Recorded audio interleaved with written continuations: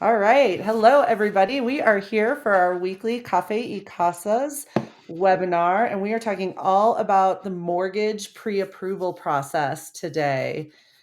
Exciting. I can sense excitement. Woo! Woo! Yes, we Um, are back. This is Denise with Keller Williams and the Futa Home Team. But yeah, we are super excited to have Ashton Brooks today. Hello, yes. guys.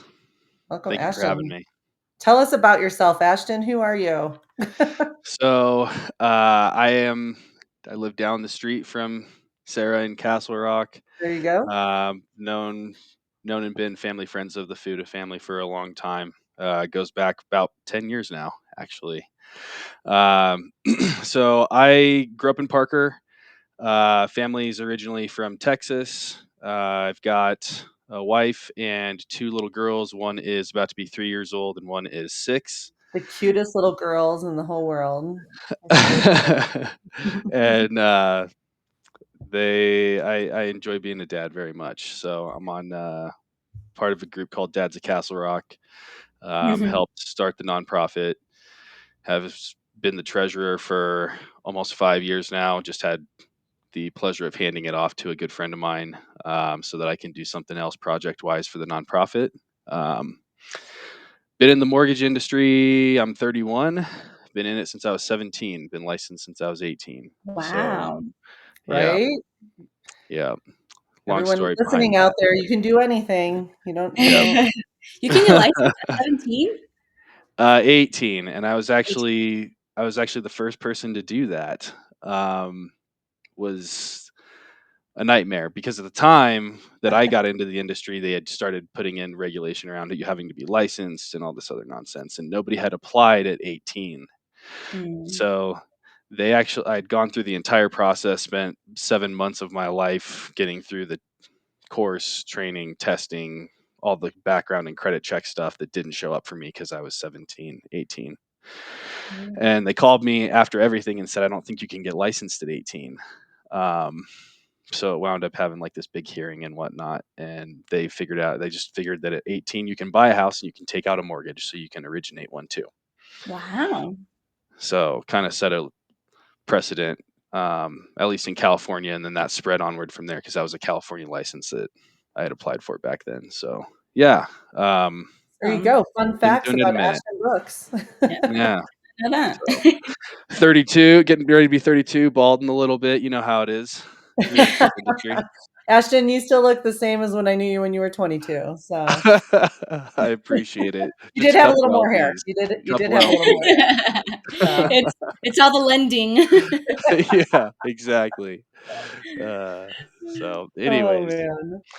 what's going on, guys? Well, good. Well, we want to talk about the mortgage pre-approval process. We always tell people it can sometimes be the most frustrating part of the process, and I think unfortunately you as the lender get the grunt of that part of it. But Hmm. Denise and I always say, like, hey, they're lending you a lot of money, so they're going to ask a lot of questions, and you just need to cooperate with them. So I thought we would start just from a high level, and this will probably be the big chunk of our conversation here. But take us through the mortgage pre-approval process, because I don't, we talk about it a lot. We are in it all day, every day, but when you're buying a home, you need that piece of it. But I think we come across people who they just don't even know where to start. They don't even know, what to do, what it's like, what it requires, what are the effects, all of that kind of stuff. So why don't you Yeah. take us through that? So it's a lot scarier than it actually is. The hardest part, honestly, is making the phone call. And to be honest, there's two ways to go through the pre-approval process, and there's kind of a right and a wrong way to do it. Um, the right way to do it is when, like, if somebody calls me, says, "Hey, I'm looking to buy my first house." Honestly, I usually let them talk about themselves and their situation for about 15 to 20 minutes, and just want to get to know them. Like, is it just you? Are you moving from out of state? Do you have a husband and kids? Do you have, are you in a lot of people, they're in an apartment right now and they're thinking, this is where they want to plant their roots after living in 2 or 3 cities, and they've got a dog and they want to have, a backyard for their dog. Sarah, how many times have we done a backyard for somebody's dog? Like, seriously, it's a big thing. So, Yeah. um, everybody has different hot points, and you have to understand like what is the most important reason as to why they're doing what they're doing. And then from there, that's, after, so, and it just kind of lets people understand that, like, I really want to make sure that what I'm doing meets all the goals that you actually have, but you don't understand how to get there. Right. So just, and I'll ask questions, usually I do this like when I'm driving, and I just ask questions and just get to know them. And then by the time that I get to the office, I pull open my computer, then we sit down and do the really boring part, rip the band-aid off of just like, what's your name, what's your date of birth, address, blah, right? Get that over with. And it takes honestly like 15 minutes, maybe 20 minutes, depending on how complicated you are with that, like whether you own multiple businesses that I have to put in or whether you have several prior employers. But I mean, ultimately, the application itself doesn't take very long. And then from there, um, as part of the application process, we will do either a soft pull on your credit or a hard pull on your credit. Soft pull doesn't hurt your credit score, but it's a little more limited as far as what we can do with it. Um, it'll give us our credit scores. It'll tell us whether you qualify or not, which I'll talk about here in a second as to how we figure that out. But the hard pull, the big difference is it opens up some tools like what's called a what if simulator, where we can go in and kind of coach you on what to do with your credit, like pay down this credit card or do a balance transfer, or let's do a consolidation loan, pay off all your credit cards. And a lot of times we'll see people's score jump 40 points, 60 points, over literally over 100 points sometimes. And it drastically changes what you qualify for and you get better terms. So we go through that little credit coaching process, which honestly doesn't take very long, probably 30 minutes on the phone. Then we put something in an email for you with a little checklist. And then sometimes it takes people a week to knock that out. Sometimes, honestly, it takes people 6, 8 months to knock it out or a year to knock it out. It just kind of depends on where you're at, financially, and where you're at in kind of life's journey, if you will. What kind of documents, just real high level, should people be prepared with in that part? And I don't mean to interject, but I know that's No, kind of a 100. big, because it is like some people do it in like 24 hours and other people, it could take It months for takes a them to while. do it. Yeah. You're Yeah. just like, So, do you want to get pre-approved or not? yeah. So if you're a W-2 employee, work for a company, you're not self-employed. It's pretty simple. It's always 2 years of job history. So having 2 years of W-2s or 1099s or tax returns handy, all that is really important. Um, Make sure you have taxes filed. If not, make sure you have an extension in place. But from there, I mean, it's going to be 30 days of pay stubs. If you receive bonus or commissions, the best thing you can do is get the last pay stub from the last 2 years. So, like the year end pay stub that would show what you made in 2023 and 2022 in commission or bonus. Because if you're trying to use additional income to qualify outside of like your salary or your hourly rate, we have to be able to average that. So 30 days pay stubs, year end pay stubs for the last 2 years if you can, and then W-2s and tax returns if you have them. Okay. Outside of that, we will let you know based on how complex it is from there, what Those are else the you need. basics. Like that's the Yeah. basics what you need to provide to start to get an idea of what this pre-approval looks Yes. like. Okay. Yes, exactly. Yep. Outside of that, if you have a bankruptcy, just have your bankruptcy paperwork handy. And if you have child support or alimony or any sort of like separate maintenance or anything like that, make sure that you have all those documents as well, because we have to get a copy of that and show how long that you have to pay it or whatever. So, Perfect. um, but from there, I mean, once you do the credit coaching and you have those documents available, honestly, we put it all into a computer system, and the computer system that the government has built, it's called automated underwriting. That's what actually tells you that you're approved or not. It's not an actual person. It's not me. It's not my underwriter or my company that says yes or no, you're not approved. It's a computer system that reads the risk of your overall financial situation, right? Mhm. How much you're putting down, how maxed out your credit cards are, whether you have a bankruptcy or missed payments before. Um, there's all these different things, how much you make versus how much your bills are, how much you have in savings after closing. It looks at all that stuff, and that's what says yes or no. And then from there, that computer system tells us actual like documentation wise, if we need anything additional, what we would need. So it actually spits out a checklist for us. And then we say, hey, here's the 1 or 2 things that we got to finish up. And then from there, it's very, very minimal. It's more go find a property and then we have to go through the appraisal and that kind of Right. stuff. Yeah. So, Okay. and then as you guys are or as somebody is shopping, we'll usually take the file and start getting it through the actual underwriting process with an underwriter as well, just to make sure that once you do go under contract, it alleviates a lot of the paperwork that you do while you're under contract, and you can honestly deal with Sarah and Denise and the more fun side of things. So But this is also the part where people are very confused because they're like, "Hey, well, you said I was pre-approved," and they think that is the full approval. But then there's the underwriter, the one that says, "Okay, here's the additional documents that we need." Now this is the person that is actually dealing with all of this and looking at their file and saying, yes, "Okay, actually, if you give me this, then you're fully pre-approved." But then that's where yes, people, why are you asking me for more things? Like, I already sent you my tax returns. Like, why do you keep yes, asking for documents? And that's the frustrating part. And that's where I'm like, whenever we start, I'm like, hey, they're gonna ask you for a lot of things. just yep, just a yep, heads up. yes, I and always say it's there's the obviously pre-approval and then the approval. Like the pre-approval is just one step, and the approval isn't until closing day. Like that's when yeah, it's done. yeah. When you get that clear to close, right? Yes. And that it's because yes, I mean the credit file is one thing, but there's also what's called collateral, right? And so the property has to meet all these certain requirements and everything as well. So there's a whole nother process once you go under contract to getting actually cleared to close. Yep.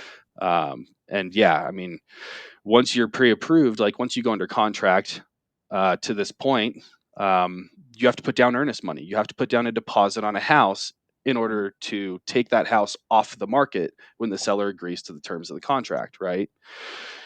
And so if you give them, say it's a $600,000 home, it may be a $5,000, $6,000 earnest money check, a deposit on the house. We have to still go back and verify that you gave that money and that you still have enough money for closing after Mhm. you went under contract.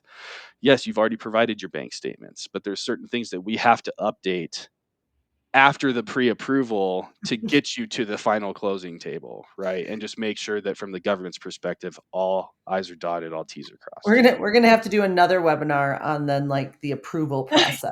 Yeah. So on this Process. one, it's the pre-approval process and then the approval Yep, process, Yeah. right? The yep, pre-approval, we want to see what you can qualify for and what yep, you can afford.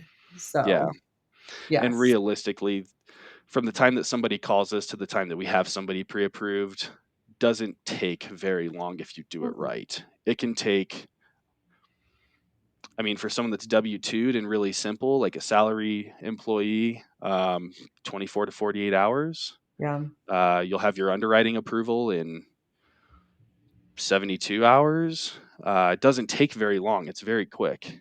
However, if you're self-employed, it can take a little bit longer, right? And honestly, we move faster than most people are able to move because usually you have to contact your CPA, get a copy of your tax returns, that kind of stuff. So there's a little bit of back and forth depending on how complex the file is, but we respond quick. It's within 24 hours that we're moving through what you sent us back. So, Okay, that's good to know. And that kind of is a segue into one of the questions that a lot of people ask, where it's like, how quickly should I get pre-approved? Like, when should I start that process? Um, yeah, like basically just when do I start? And I always say like maybe like 3 months before you actually want to move in, but I don't know what you think. personally, my opinion after doing this this is year 14, um, sooner than later. I mean, if you sign a lease or renew a lease and you're like, I don't ever want to do this again, and you're a year out, call me a year out. I mean, seriously, because some people, your minimum credit score to qualify for a place is going to be somewhere between 580 and 640, just depending on like if you do down payment assistance or what you're looking at, right? But that doesn't mean that, like, if you get to the minimum credit score, you qualify. Like, there's a lot of planning that goes into some of this. And even for people that have great credit and have, $30,000 that they inherited or whatever the case might be, it still takes time to plan and do it right. I mean, we had a client this week where they're selling a home, buying a different home, and it's going to be a 10 to 15-year home. They planned out probably 12, 13 different scenarios, running numbers on these different places, and it took us a couple hours, but that's in a week. Some people, when you do the credit coaching and you're trying to work through the process to get you there, I mean, it can take 12 months. I mean, I have clients where it's Mhm. taken them 3 years to get ready to buy a house, like literally 3 years from the time that they called me to the time that they closed. So, I mean, Yeah. No, honestly, that's a good point. if you wanna buy a house sooner than later, because what you qualify for versus what you actually want to structure your financing and what you want it to look like is very different sometimes. Mhm.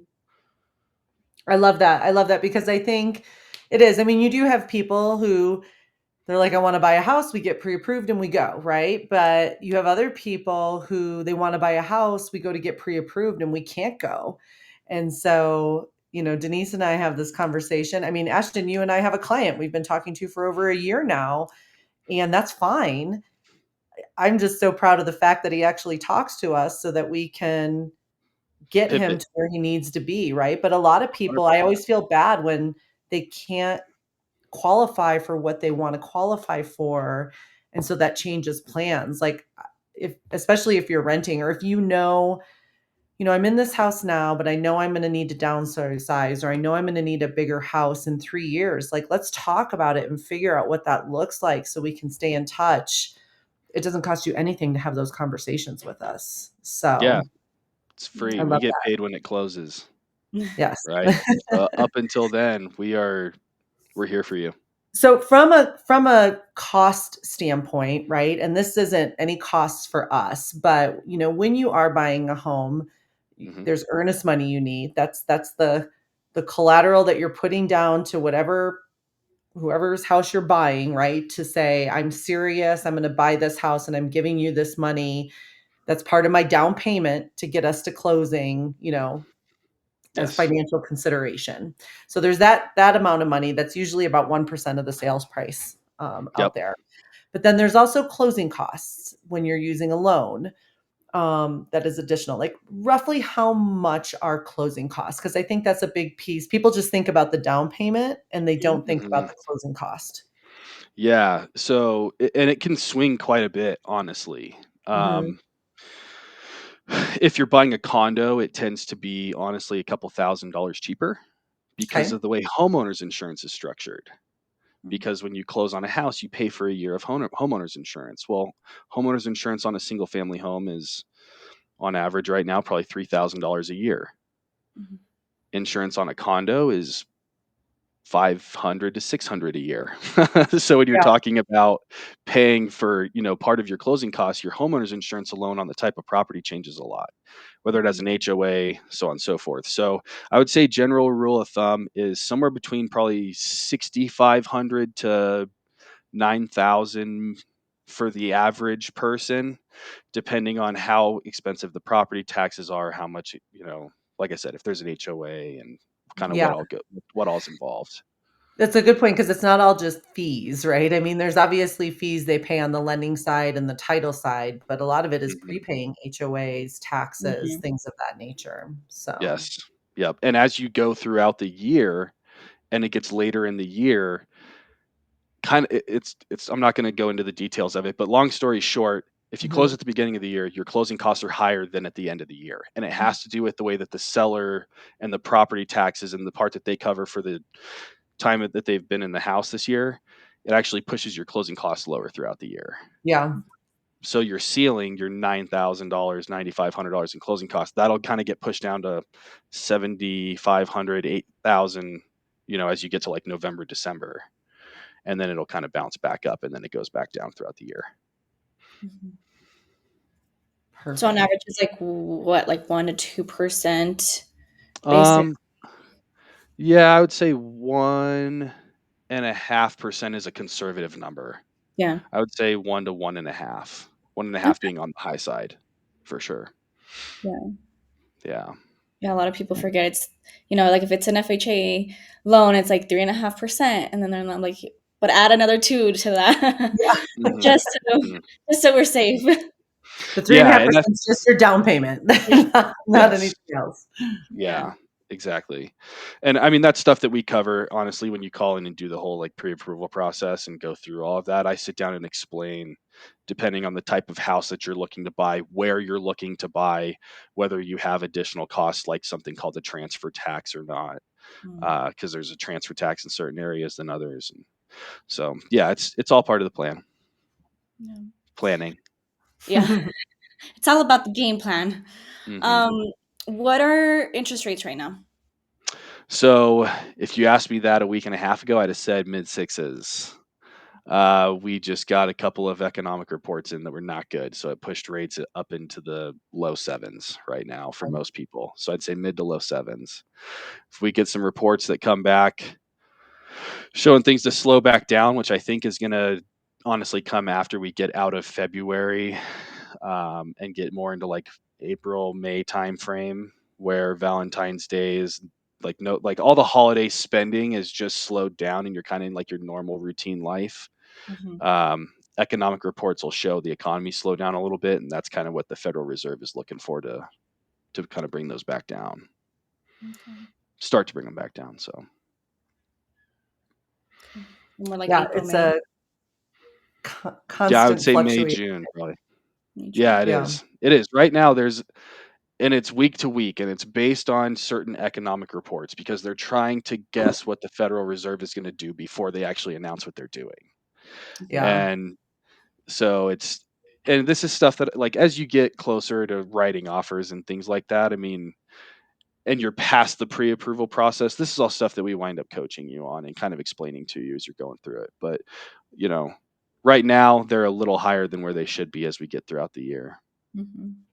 And this is probably a whole nother webinar topic, but before I ask my next question, I mean, even with those rates, there's so many things we can look at, whether it's rate buy downs or can you get into it now and after 6 months or a year, I think 6 months is the minimum, look at refi opportunities and things of that nature. So, I always like, don't let the rate scare you. I mean, the cost of money right now feels high from the market we just came out of, but hmm I mean, it is kind of what money costs. So hmm there's ways that we can work to negotiate with that piece Yes. of it, Yeah. on that side of it. Yeah.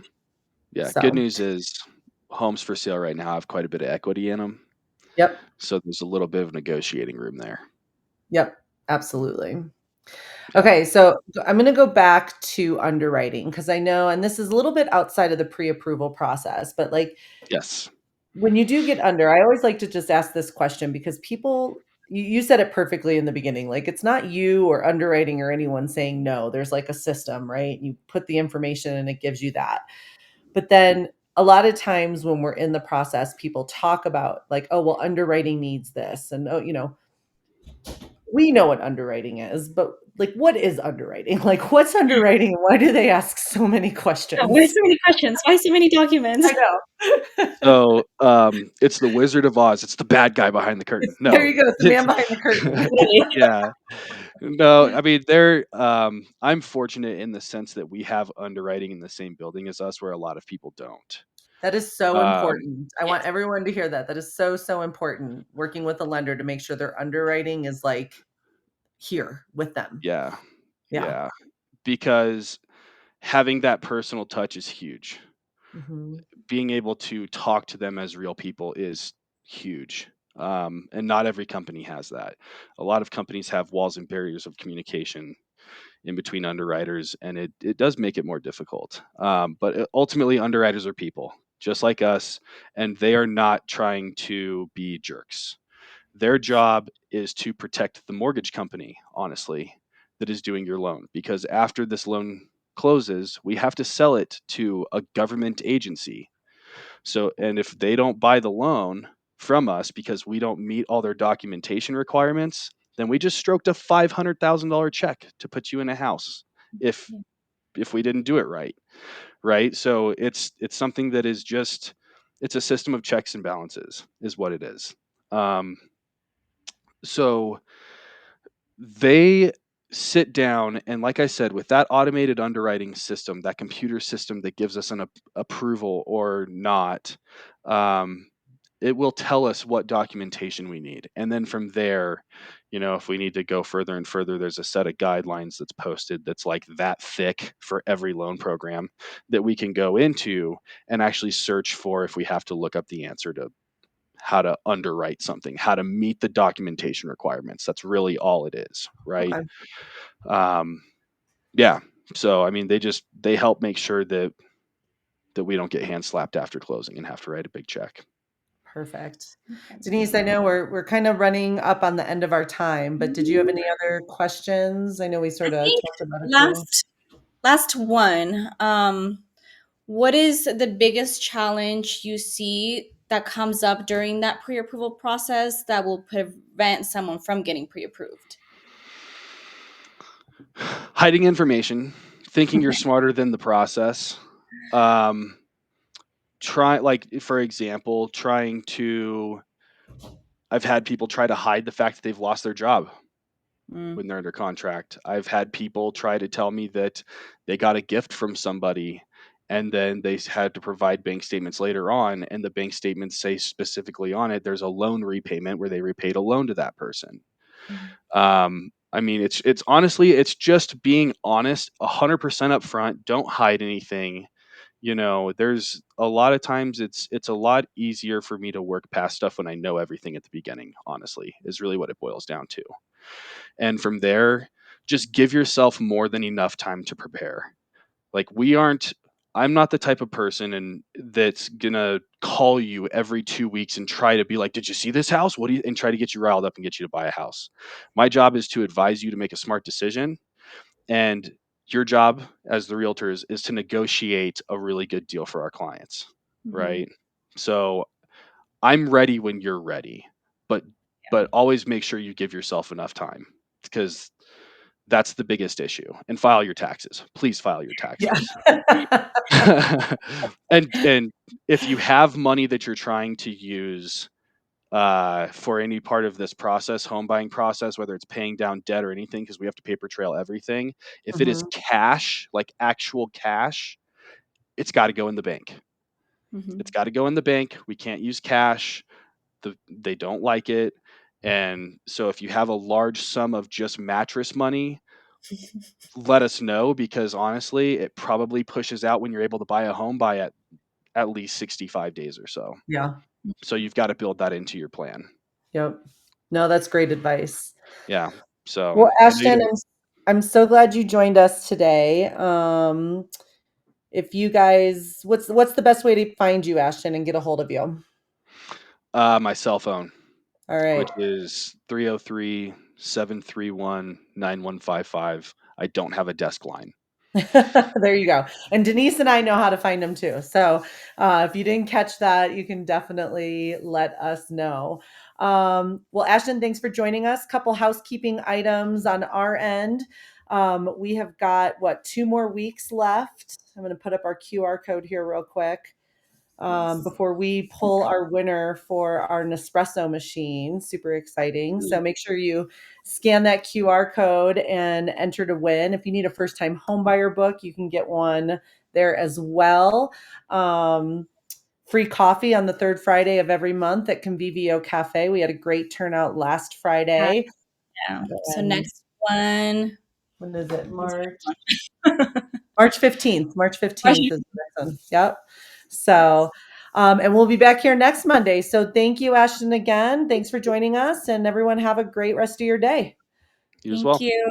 All right. Bye. Take care. Bye.